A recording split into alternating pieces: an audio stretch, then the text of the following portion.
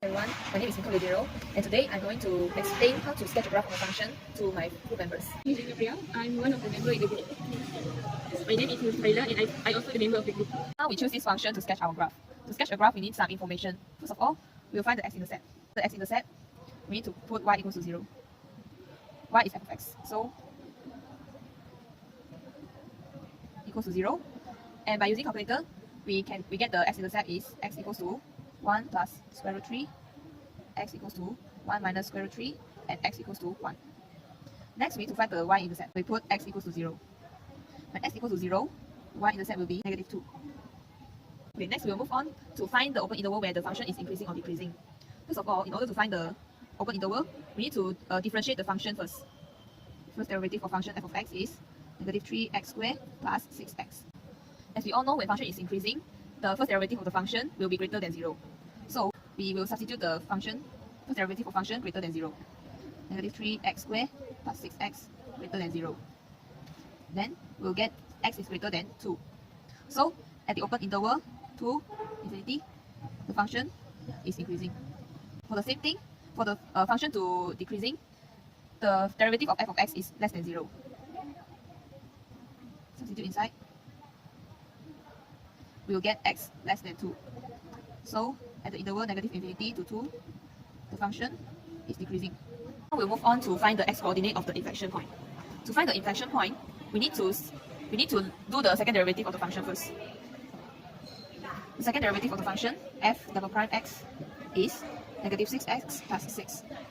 So to find the inflection point, we need to make the second derivative of function equals to 0. Negative 6x plus 6 equals to 0, and we'll get x equals to 1. This is the x-coordinate of the inflection point. To find the inflection point, we substitute the x equals to 1 into the function, and we'll get the answer of 0. So the inflection point is 1, 0. Next step, we are going to find the interval of the function to concave up or concave down. So in order to find the interval, we need to substitute this to greater than 0. So we'll get x is greater than 1.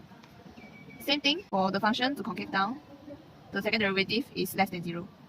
So at the interval of 1 to infinity, the function is concave up, while at the open interval of negative infinity to 1, the function concave down. Next step, we need to find the local minimum and local maximum of the function. In order to find the local minimum and local maximum, we first need to find the critical value. We need to let the first derivative of the function equals to 0. So we'll get the critical value x equals to 0 or x equals to 2. Next, in order to know the critical value is maximum or minimum, we need to substitute the critical values into the second derivative of the function. When x equals to 0, we will get 6, which is greater than 0. It means it is local minimum. When x is 2, we'll get the answer negative 6, which is less than 0. This also means that at x equals to 2, the critical value it has a local maximum. Then we just substitute the critical values back into the function. We will get to find the local maximum point and local minimum point. f0 equals to negative 2. When x equals to 2, f2 equals to 2. So the local minimum point is 0, negative 2, where the local maximum point is 2, 2. We come to sketch the graph. First, we have 3 x-intercept. One is 1 plus square root 3, another one 1 minus square root 3, and 1. So we'll point it out. This one, 1 plus square root 3 is somewhere here, and 1 minus square root 3 is somewhere here. So the y-intercept is negative 2. Negative 2 is here. The inflection point is 1, 0, means the graph will inflect at here, change from concave down to concave up. The local minimum is at 0, negative 2 here, and then the local maximum is at 2, 2, somewhere here. So join all the points together.